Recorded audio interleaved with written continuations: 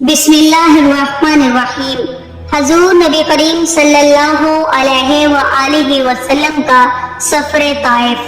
آج کا بیان سن کر کلیجہ منہ کو آ جائے گا، آنکھیں خون کے آنسو روئیں گی۔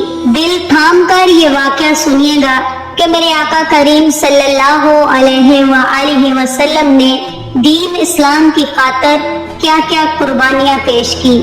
اللہ تعالیٰ کے آخری رسول حضرت محمد صلی اللہ علیہ وآلہ وسلم کو تبلیغ اسلام کی پاداش میں مشکلات، مصائب، تکالیف، آزمائشوں، اذیتوں اور امتحان سے دوچار ہونا پڑا۔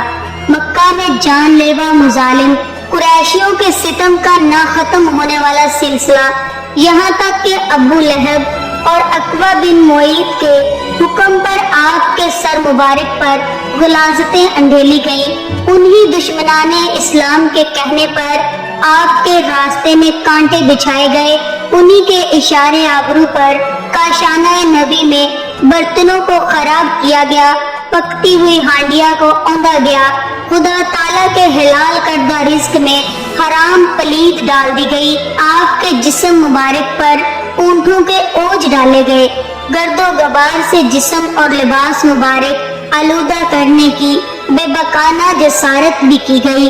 آپ صلی اللہ علیہ وآلہ وسلم کی صاحبزادیاں یہ صورتحال دیکھ کر گیر ہو گئی اور ان کی زبان مبارک سے بددعائیہ جملے نکلے، تو آپ صلی اللہ علیہ وآلہ وسلم نے فرمایا، اے بیٹی دلگیر نہ ہو، تیرے باپ کا اللہ خود محافظ ہے۔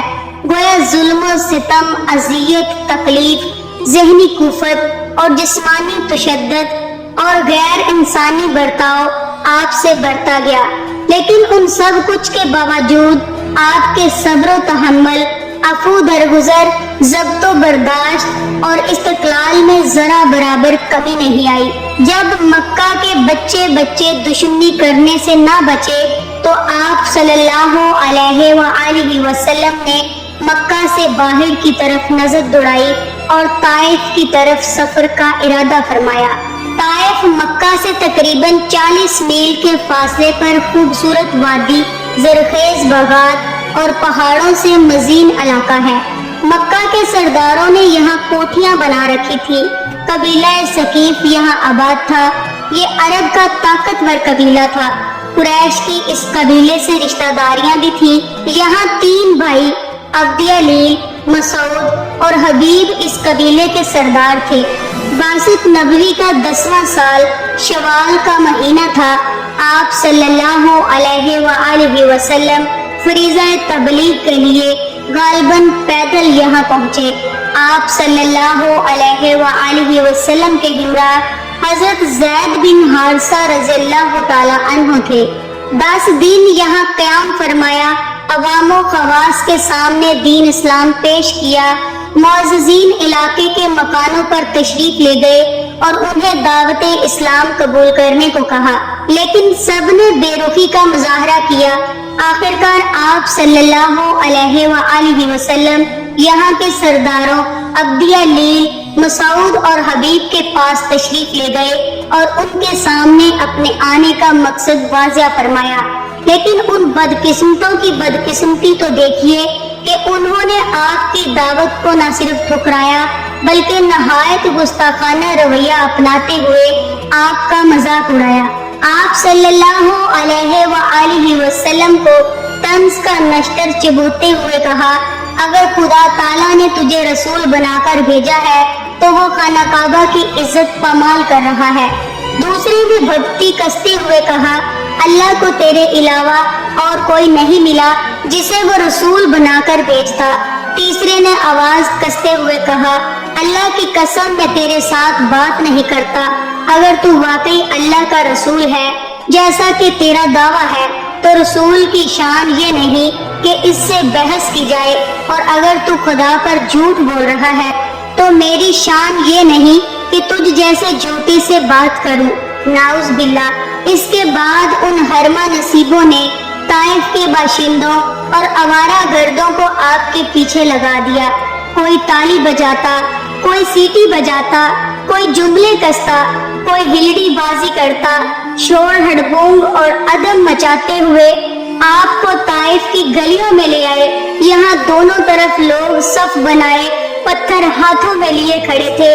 جب آپ کا گزر وہاں سے ہوا تو انہوں نے آپ صلی اللہ علیہ وآلہ وسلم کو پتھر مارنا شروع کیے۔ سر مبارک سے لے کر پاؤں مبارک بلکہ نالین مبارک تک آپ لہو لہان ہو گئے۔ پنڈلیوں اور گھٹنوں پر گہرے زخم آئے۔ بدن مبارک سے خون مبارک بہتا بہتا قدموں تک پہنچا۔ قدموں سے رستہ ہوا نالین مبارک تک پہنچ گیا۔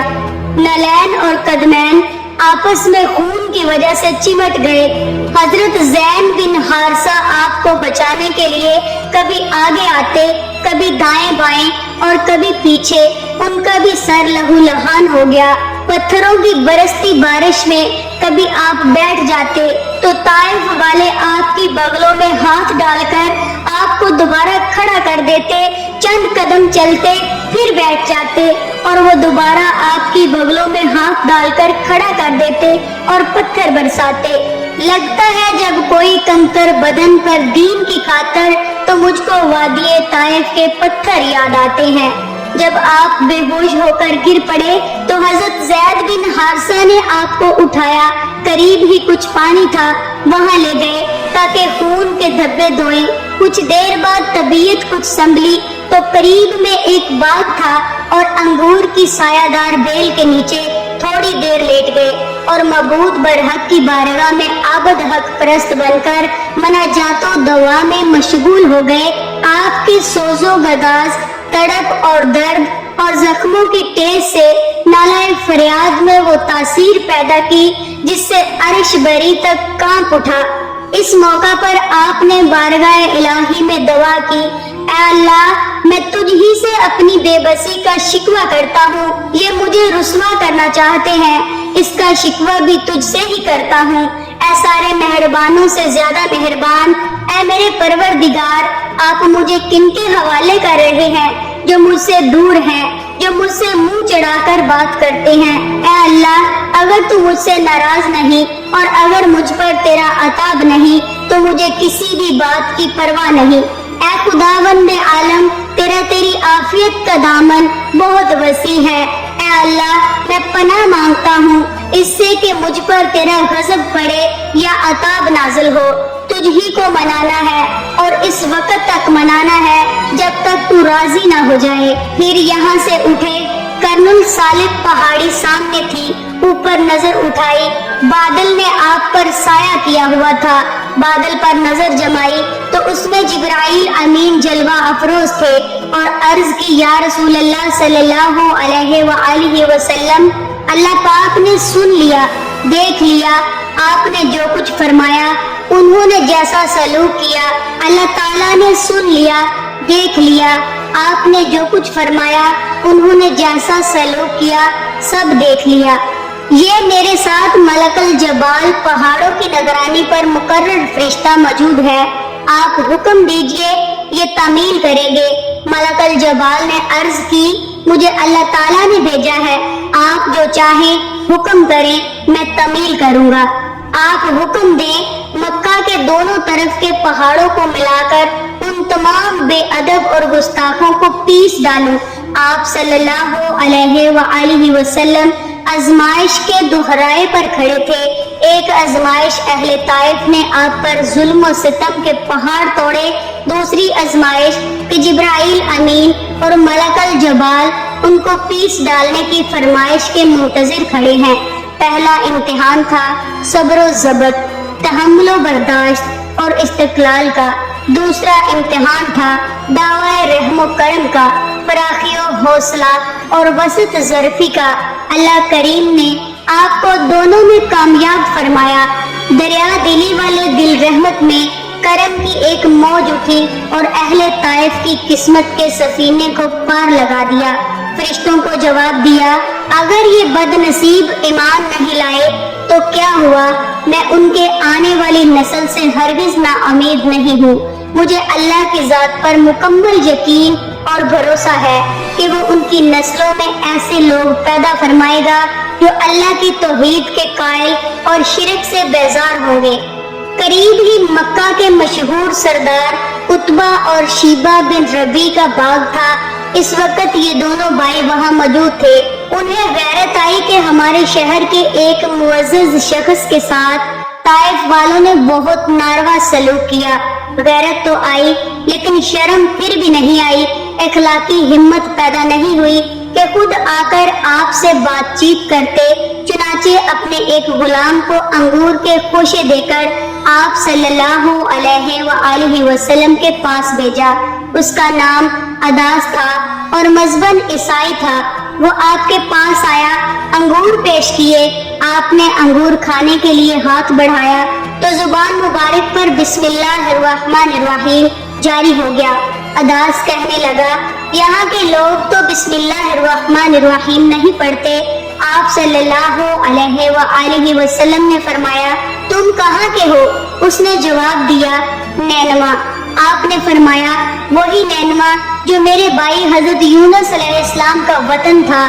وہ حیرت زدہ ہو کر پوچھنے لگا کہ آپ یونس علیہ السلام کو کیسے جانتے ہیں؟ آپ صلی اللہ علیہ وآلہ وسلم نے جواب دیا، میرے اور ان کے درمیان نبوت کا رشتہ ہے۔ وہ بھی اللہ کے نبی تھے اور میں بھی اللہ کا بھیجا ہوا نبی ہوں۔ عداس یہ سن کر اسی وقت مسلمان ہو گیا۔ عداس کے قبول اسلام نے گویا آپ کے زخموں پر مرہم کا کام کیا۔ طائف سے واپسی پر جنات کی ایک جماعت نے اسلام قبول کیا۔